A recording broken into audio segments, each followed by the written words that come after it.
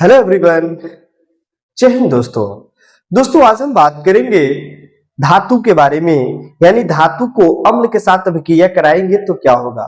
हमारा जो टॉपिक चल रहा है धातु, अधातु और उपधातु। पिछले क्लास में हमने क्या देखा, धातु के बारे में हमने देखा कि धातु के रासायनिक गुण क्या होते हैं। तो धातु को जब हम जल के साथ अभिक्रिया कराएंगे तो जल के साथ अभिक्रिया हमने तीन तरह से जल के साथ अभिक्रिया कराया। क्या कराए, तो हम कराए थे ठंडे जल के साथ, हम कराए थे गर्म जल के साथ, हम कराए थे वाष्प के साथ। यानी कहने का मतलब क्या है, यानी तीन तरह से ये जल थे और तीनों के साथ हम अभिक्रिया कराकर दिखा दिए। देखिए धातु को जल के साथ अभिक्रिया करते हैं तो हमें क्या प्राप्त होता है। ठीक है मेरे दोस्त, आगे बढ़ेंगे और आगे बढ़ेंगे, इस कड़ी को हम आगे बढ़ाएंगे। तो हम बात करेंगे आज हम धातु की अम्लों के साथ अभिक्रिया। हमने पिछले जब हम अम्ल, क्षार और लौण पढ़ रहे थे तो वहां पे ये सारी चीजें पढ़े थे, लेकिन फिर हम यहाँ पे पढ़ाएंगे धातु के रासायनिक गुण में धातु को जब हम अम्ल के साथ अभिक्रिया कराएंगे तो क्या बनाएगा। धातु के अम्ल के साथ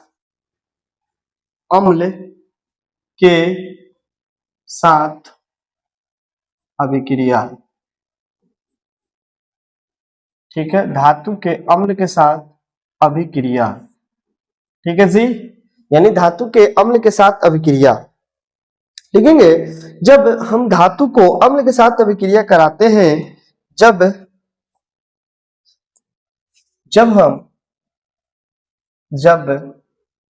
हम धातु को अम्ल के साथ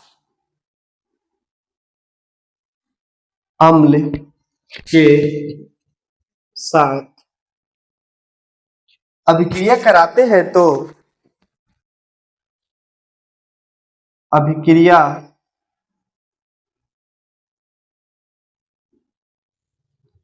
कराते हैं तो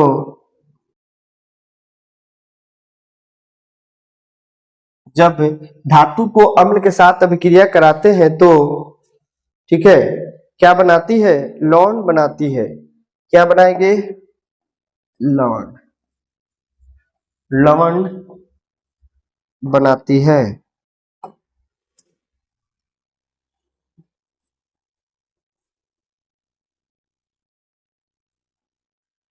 क्या बना दिया, लवण बना दिया। ठीक है, देख लेते हैं कि जब हम और हाइड्रोजन गैस मुक्त करती है और हाइड्रोजन गैस मुक्त करती है। यानी कहने का मतलब क्या है कि जब हम धातु को किसके साथ अभिक्रिया कराए, जब हम धातु को अम्ल के साथ अभिक्रिया कराएंगे तो क्या बता देगा,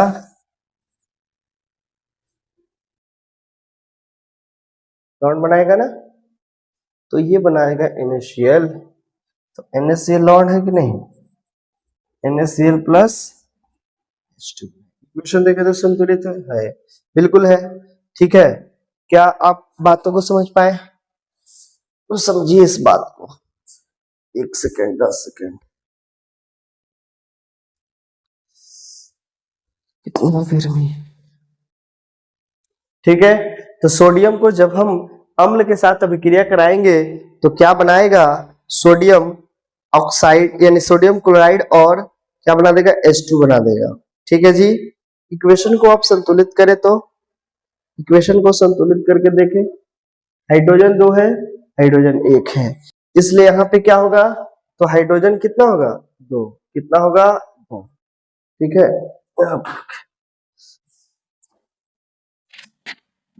तो यहाँ पे हम क्या करेंगे, देखिए इक्वेशन को संतुलित करेंगे तो यहाँ पे देखिए हाइड्रोजन कितना है, 2 है ना। तो यहाँ पे हाइड्रोजन 1 है, 2 कर दिए तो क्लोरीन भी कितना होगा, 2, क्लोरीन यहाँ 2, यहाँ पे सोडियम पे 2, तो 2 sodium 2 hydrogen 2 chlorine 2 chlorine. Equation हमारा क्या होगा, संतुलित हो।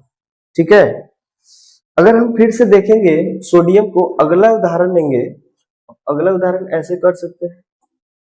ठीक है, अगर हम सोडियम को H2SO4 के पास, H2SO4 अम्ल है कि नहीं, जब हम अभिक्रिया कराएंगे तो क्या बनाएगा, तो ये बनाएगा Na2SO4 प्लस H2। कैसे बनाएगा, देखिए यहां पे आप क्या करेंगे ना, सोडियम सल्फेट, तो ये एक प्रकार का सोडियम सल्फेट जो है ना लवण है। क्या है, लवण। देखिए कैसे बनाया, तो थोड़ा सा इसको इधर साइड में करो, देखिए फिर ला देंगे साइड में। घबराने की बात नहीं है, डरना बिल्कुल भी नहीं है, या घबराना है। यहाँ पे सोडियम जो है ना ये प्लस बना और SO4 जो है ना 2 - ठीक है, जब सोडियम सल्फेट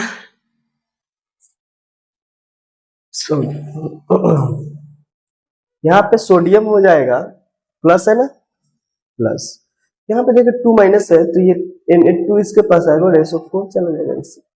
आप मेरी बातों को समझ, अगर हम सोडियम क्लोराइड की बात करें तो Na प्लस था और Cl पे माइनस था, तो ये प्लस इसके पास, ये प्लस, तो ये बन जाएगा NaCl बने। क्या बनेगा, NaCl।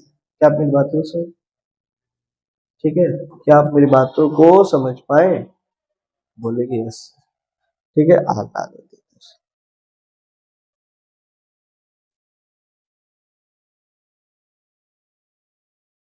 ठीक रहा है, ठीक रहा है ना। चलिए इसको डिलीट कर देते हैं, बस दिख रहा है ना बोर्ड पे, अच्छा से लिख लेना है इसको। इक्वेशन देखे तो संतुलित है क्या, आपको तो सब पता है ना। चलिए, धातु को अम्ल के साथ अभिक्रिया करेंगे तो जब हम धातु को अम्ल के साथ अभिक्रिया कराते हैं तो लवण बनाती है और हाइड्रोजन गैस मुक्त करती है, हाइड्रोजन गैस मुक्त करती है। ठीक है जी, क्या है, बोले यस सर। ठीक है, अब देखिए यहाँ पे हाइड्रोजन गैस क्या कर रही है, मुक्त कर रही है कि नहीं। और भी उदाहरण ले सकते हैं। ठीक है,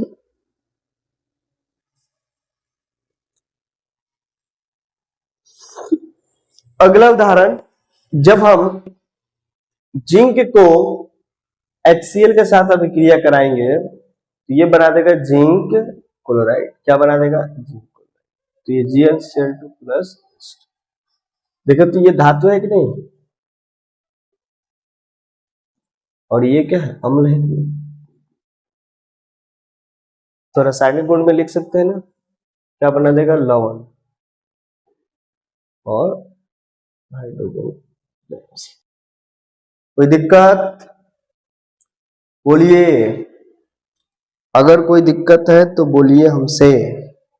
ठीक है, जिंक क्या है, तो धातु है। HCl क्या है, तो एक प्रकार का अम्ल है। जब धातु को अम्ल के साथ अभिक्रिया कराते हैं तो क्या बनाएगा, जिंक क्लोराइड।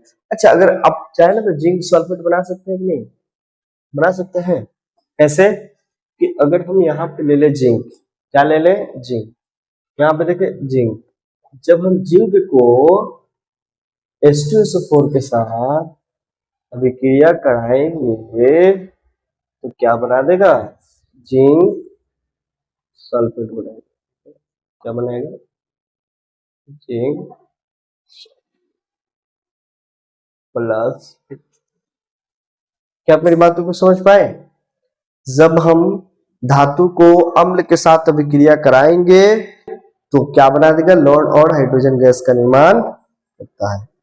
क्या धातु को ठंड जल के साथ अभिक्रिया करा सकते हैं, मुख्य रूप से तो जल के साथ अभिक्रिया नहीं करेगा, लेकिन कुछ ऐसे भी धातु है जो ठंडे जल, गर्म जल और ठंडे जल, गर्म जल और वाष्प के साथ अभिक्रिया करते हैं। क्या आप मेरी बातों को समझ पाए, बोले, क्या आप मेरी बातों को समझ पाए कि जिंक को हम किसके साथ अभिक्रिया करा रहे हैं, H2SO4 के साथ अभिक्रिया करा रहे हैं। ठीक है जी, अगर हम और उदाहरण अगर चाहे तो मैग्नीशियम को HCl के साथ अभिक्रिया करा देंगे, ये क्या बना देगा, मैग्नीशियम क्लोराइड बना देगा, प्लस क्या बना देगा, magnesium chloride plus H2 gas का निर्माण। क्या आप मेरी बातों को समझ पाए? क्या आप मेरी बातों को समझ पाए कि जब हम धातु को अम्ल के साथ अभिक्रिया कराएंगे तो क्या बनाएगा, लॉन्ड बनाएगा और H2 बनाएगा, H2 गैस का निर्माण करेगा। ठीक है जी, आगे बढ़े, बोलिए, आप बोले ना। ठीक है,